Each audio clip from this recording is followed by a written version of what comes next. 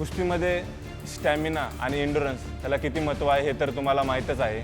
खास करून मातीतील कुस्तीला ज्याचा दम जास्त त्याचंच पारडं जड असतं।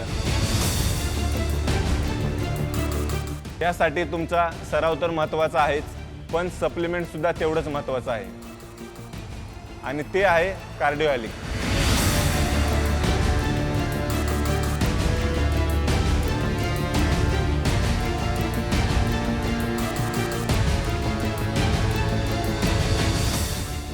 जे खेळाडूंच्या हृदयाची काळजी घेते आणि स्टॅमिना आणि एंड्युरन्स वाढवते।